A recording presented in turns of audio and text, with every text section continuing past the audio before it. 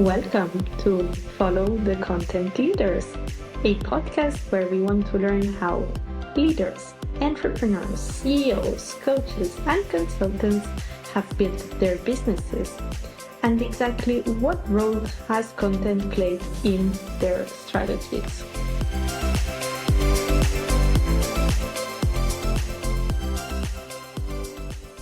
So, good morning, everyone, and good morning, Jamie. How are you today? I'm great, Monica, and it's great to be here, so thank you for having me. Thank you for having made the time to join us in this episode today. I'm going to briefly introduce you. So, Jamie is a serial entrepreneur. I've seen you've built over 20 companies, or I don't know, even more in the last year. You're also an author and a philanthropist.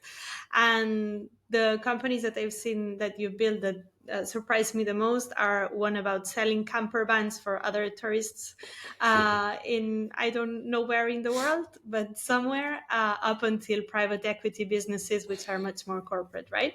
So Yes. I'm super excited today to learn a bit more about your story. And we can start a bit by you just explaining a bit who you are and what you've done and what has your journey been. Yeah, thank you. So I'm Jamie Waller. I was born in London, in East London. So Mm-hmm. I always say I was born dyslexic with ADHD, colorblind, and poor. So I really had to work quite hard to make my own luck in life. But I was fortunately supported by a charity for disadvantaged young people from age to 16. And as part of that charity, the Prince's Trust, a large charity here in the UK, were financial donors to that charity. So I always felt very blessed to have been helped by the charity sector in my younger years. Mm-hmm. Unfortunately, due to my dyslexia and a few other reasons, I left school without any qualifications. So really, but I had one single mission, and that was not to be poor. I wanted to be rich. So it meant that I went out and started to work for myself from age 16. And that started with a window cleaning business. I used to just clean people's windows, go and knock on their Mm-hmm. doors. Can I clean your windows, please? And then I did car sales. And then, as you quite rightly say, I spent some time in Australia turning minibuses into camper vans and selling Mm-hmm. those. I ran a team building event company in Puerto Rico, and then I came back to the UK and set up what was my first real significant business, which was in the debt recovery space. And we ended up growing a company from just two of us to then being a couple of hundred people trading across the UK, the largest independently owned, of which I sold in 2017 for just over £40 million. And since then, I've started and built another three businesses. And I also, as you mentioned earlier on, am a significant minority or a minority investor in a further 13. So Mm-hmm. a busy 45 years. Yeah, definitely. I'm curious to know if there is a specific skill set or a specific skill that you think you've applied across all of the businesses you've built, right? Because we can see they're very different. Is there one skill that you've used in all of them? Well, I see business as a very basic a formula approach, actually. So I'm a little rare in that instinct. I think most people think business is very specialist or specialized, or every, you can only, if you're successful in this type of business, you're not going to be successful in that type of business. I don't buy that narrative. I believe that business is quite basic. Actually, one of the first books I wrote, a book called Unsexy Business, was all about that, Mm-hmm. the basics of business don't really change from industry to industry. But to answer your question a bit more direct, I guess I am fortunate with my dyslexia that I am gifted to be able to see the bigger picture. I'm gifted to be creative and to really enjoy that creative process. I also have the ability to delegate well, because obviously Mm-hmm. being dyslexic, it's sort of it's a natural requirement that you need to have quite early on in life. So I would say I'm great at ideas. I absolutely love creating things, and then I'm really good because I get bored very easily, which is probably more my Mm-hmm. ADHD than my dyslexia. I'm really good at delegating, which means for me, running more than one business is not as challenging as it might be for others. Yeah, I agree. I always kind of see exactly the same in the terms of I'm dyslexic too, so I see the big picture and kind of see how different thinking is and how I see things differently. But it's sometimes really hard to explain to others who don't have dyslexia or who don't um, kind of have this skill set for them to understand what seeing the big picture feels like or is, right? So I would like maybe you can elaborate a bit more on this, or how has this helped you throughout everything that you've built? Well, I guess I always see things as quite basic. I mean, ideas are cheap, execution is expensive, right? So Mm-hmm. while being creative and seeing the bigger picture and having many ideas, it has its value. It also can be a complete distraction to just getting on and delivering something. And that's where the delegation part comes into play. But, to give you a couple of real live examples. I mean, I've got a business that Mm-hmm. I own today called Urum. It's a consulting business in the banking sector. When I owned a tech business in 2017, this small consulting business called Urum was sat the client side, and I was the client was procuring for an IT system, and they had all this power on should we choose Jamie's company or not. So when I started to look into this company, I thought, they must be a big firm of consultants, but actually they had a turnover of about £2.5 million, and they were about 25 people based in Scotland, in the UK. Mm-hmm. And I thought, well, they've got so much power. What I should do is I should buy that company and their brand power so that I have all of those relationships and that power myself. And that was a real dyslexic thinking moment, which is rather Mm-hmm. than see them as a barrier or see them as an enemy or even see them as somebody I need to actively try and engage with. I simply thought, well, why don't I buy them? Why don't I own them? And 6 to 8 weeks later, I acquired that business, and that business I still own today, and is now, it does what it used to do in turnover and profit every year, and it trades in the US, Australia, New Mm-hmm. Zealand, Europe, and so it's just taking that. Well, a lot of people see barriers as simply that, as barriers. I guess I see barriers as barriers, but only for a very short period of time. I see them as Mm-hmm. barriers for probably no more than 45 seconds before I start thinking about how to either get around them, get over them, or simply smash them down. Yeah, and not taking any assumption for real, right? Because in this situation, maybe you could have assumed that there is no possible way that I can buy them because they are the ones having the power over me. But you quickly kind of disregarded that assumption and went the complete opposite way, thanks to this way of kind of seeing Yeah. things differently, right?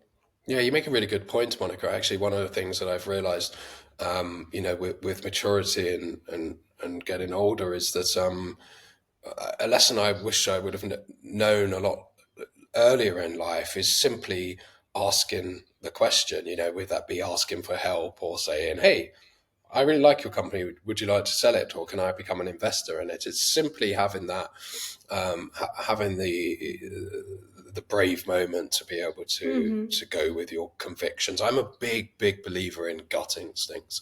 I trust my gut on everything. When I met my wife, within the first week, I said, "Why don't you move in for a little while?" And we're now married and two Mm-hmm. children. I really do get a strong sense of good feeling from my gut, and so far so good. Yeah, and hopefully it will stay like that for a long time too. Thanks. Yeah. So then I'm also curious because you've done so many things and you own so many different businesses to understand a bit more, like maybe how does a day in your life look like at the moment, or how are you dedicating your time? What are you enjoying in this part of your entrepreneurial journey? Yeah. So I mean, I'm really fortunate. I do try to find the right balance between my personal life. I've got two young children, 7 and 8, Mm-hmm. and I also pay a lot of attention to my personal health and well-being. But so a typical morning for me, um, and I sometimes hearing myself say it, if I hear other people on a podcast say it, I would be like, really? Do they really do that? So I will caveat this with, it will sound too good to be true, but it is my typical day. So I wake at 6. I will briefly Mm-hmm. help with the annoying part of getting children out of bed and to the breakfast table. I'll then Mhm. engage in about 30 minutes of pliabilities, so yoga based stretching exercise. I will then go off to CrossFit and do a workout. I'll come back from CrossFit and I'll have a late breakfast with my wife because the children are then at school. And then I'll start my day, which typically involves some video meetings or mainly face-to-face meetings, to be honest with you. So I'll fly Mhm. across London in an Uber all day and potentially stop and have a glass of wine with someone later on in the afternoon, and then head back for dinner with the children and some time at home. And so, but I'm really fortunate. From I would say from 6 a.m. to 11 a.m. is very much focused on my children, my wife, and my personal well-being, and then I dedicate from 11 a.m. till 6 p.m. on my businesses, and Mhm. from 6 p.m. until I go to sleep, back on my children and my wife, and less of my well-being then actually is a glass of wine in front of the TV or something like that. Still necessary sometimes, right? Still And necessary mental well-being, yeah. exactly. It does seem like the perfect balanced life. So, Hmm, congratulations on having built thank you. that for yourself. And then we've talked about business. What is your life right now? So, I would like to tap a bit more into content, right? Because we're here to learn about what content or how has content helped you in all of your journey. So, can you elaborate a bit on that? Are you generating content? Which platforms have you used? I'm Yeah, curious to well, learn. of course we do. We I mean, look, I'm a big advocate for businesses and their brand value. I believe that any business can be replicated by somebody else, given the Mm-hmm. time and resource to do so. What what some businesses can own and maintain their competitive edge with is their brand, and to build a successful brand, you must be able to communicate it well and mainly support it with storytelling. So, with that be when I set up my debt recovery business in the bailiff sector, I was able to give a true story on why I did that because I had seen firsthand growing up poor in East London how members of the Mm-hmm. public were being terrorized by bailiffs. So I could tell the story, I could give it some real meaning on what my purpose was for doing this. And then if I could filter that through in my content, then people get a real trust and belief of the brand. And it's the same with, with my new book, The Dyslexic Edge. Mm-hmm. The my dyslexia, uh, I believe, as while it's been a superpower, it's also an Achilles heel. So I can use my dyslexia to tell stories. And in the book, we interview 14 other dyslexic successful entrepreneurs, ranging from Sir Charles Dunstan, who sold his business for £2 billion, Paul Orfler, who used $20,000 and sold it for about $4 billion, and many other Mm-hmm. entrepreneurs, Kelly Hoppen, Duncan Ballantyne, Theo Bafitis, some real household names. But we can tell their stories, and then how can I attach my story to their story to be able to bring a book like this to market so that we can help hundreds of thousands, if not millions of others, that if they have dyslexia, or even if they don't have dyslexia, but they want to understand how the dyslexic brain works, and maybe some tricks that they can take away from dyslexic thinking. So it's all Mm-hmm. about, content for me is about having real rich data, and that comes from storytelling. Simply creating content for the sake of creating content, in my view, is a complete waste of time. Mm-hmm. Yeah. I mean, the content that works best is that the one that's based in stories, and especially if the story has been lived by the person that's actually creating the content, is just going to be more profound, just as you were saying, right? Because you've lived in that situation, so you're able to channel the fears and the feelings and the emotions that that situation gave you, and it will be much more relatable for anyone that actually reads that content.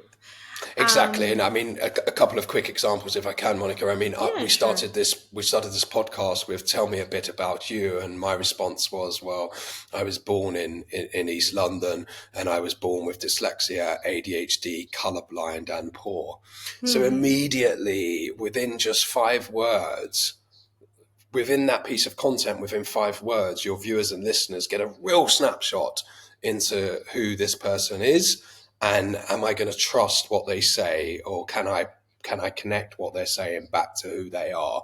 And you can simply do that in five words. Another good example of that with content is the opening chapter of my book, The Dyslexic Edge, where Cliff Wiseman, an entrepreneur that owns a company called Speechify, most people will be aware of it. Mm-hmm. He says, what is 4,342 divided by 16? Now divide that by 12. This is what it's like for someone like me with dyslexia reading a paragraph like this. Mm-hmm. So within 4 lines, he has explained better than anybody I've ever come across how difficult it is for a dyslexic person to read. Mm-hmm. And it's that Yes. storytelling, it's that he's found that. And to give you a good example of that, Cliff was supposed to be chapter 11 in my book, and he ended up in chapter 1 because there is not a better way to open a book about dyslexia, that I believe, than that first paragraph. Yes, it's so hard though, because I love the mindset behind what you're saying is that the fewest amount of words you use to express an idea or communicate an emotion, the better, because that example allows you to kind of get the feeling of what being dyslexia is in only one or two sentences, right? Or what you It, said at the beginning, it's exactly the same. And that's the hardest part about creating content, in my opinion, right? Being able to. Yes, and it's not easy to storyboard it, right? Because you have to be very good at content and storytelling to be able to go into a room and help create other people's stories. Mm-hmm. You really do. Definitely. What's you're probably going to be a lot better at doing that if you are really good at listening, if you are Mm-hmm. really good at talking to people and getting their own stories out of them rather than trying to create a story for them. I've done a lot of work with branding agencies in my life, and some of them are very good and some of them are very poor. And the ones that are very poor are the ones that come in and go, okay, so what do we want to be? Mm-hmm. And it's like, well, hang on, let's not start there. Let's start with who are we?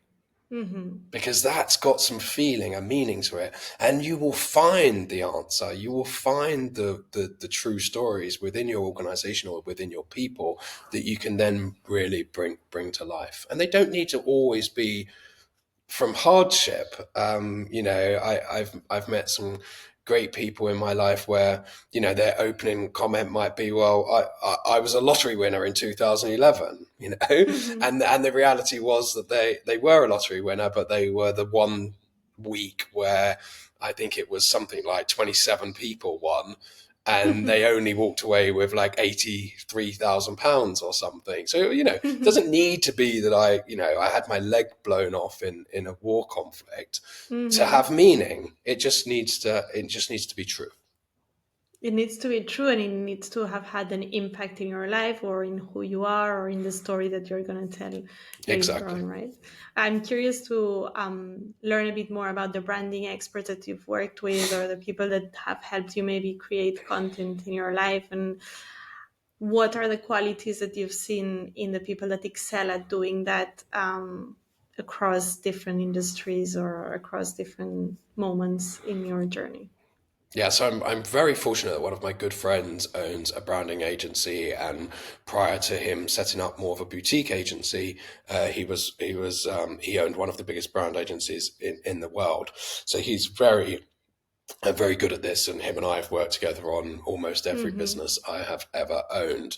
But I would say his skill set is that he is able to get beneath the surface of the people that matter. So, okay, who's the team?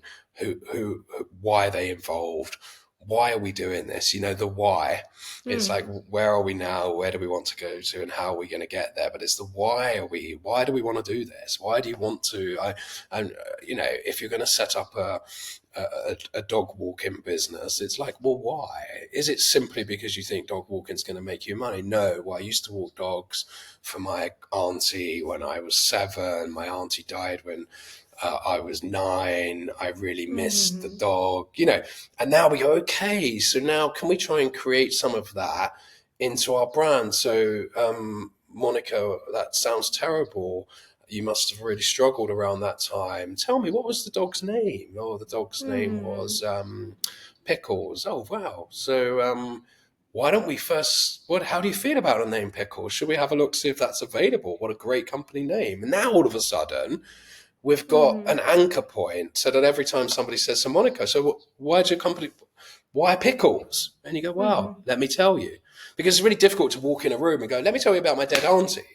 It's a But lot if easier you've to got walk in a room. pickles, right? But if you got pickles, people will always ask, why pickles? Well, because I used to walk my auntie's dog. She passed, and I missed her so much, and Mm-hmm. etc. So it's all about it's all about. It sounds so cliche, but it's about being authentic. It's about having Mm-hmm. authenticity within in what you do. Yeah. Um, And a bit of asking the right questions, right? Because at the end of the day, yes, it's being able to extract the story that maybe the person doesn't even know they have that story, but with the right questions, you're going to be able to extract it.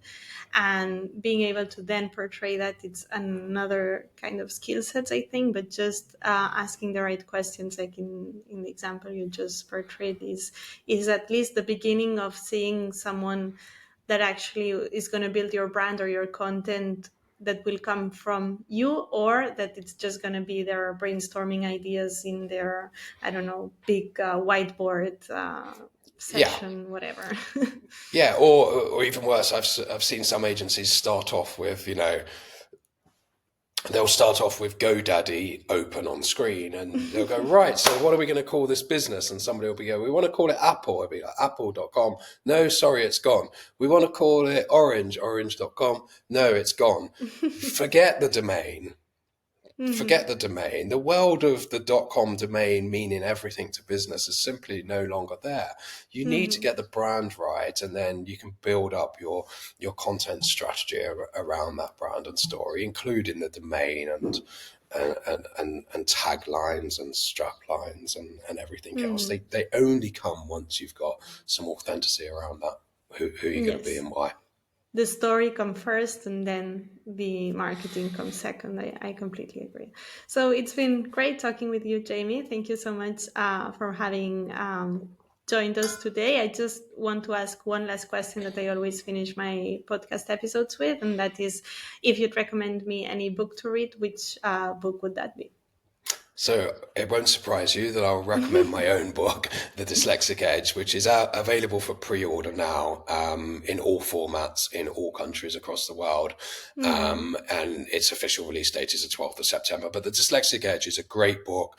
It's got 14 life stories from some of the best, most successful entrepreneurs on earth, and how they have struggled with their dyslexia, but also embraced it and benefited from it later in life. And from those that aren't dyslexic, there are key takeaways at the end of each chapter on how Sir Charles Dunstan got his success, how Kelly Hoppen built one of the largest, most successful interior design brands on earth, how Theo Paphitis built his retail empire, and gives those tips to the reader so that they can learn too. And then I'd just like to finish with one other thing, that if there is any of your listeners or viewers that are Hmm. dyslexic and simply can't afford to buy a copy of the book, then if you track me down on social, connect with me, and I will simply send you a copy for free.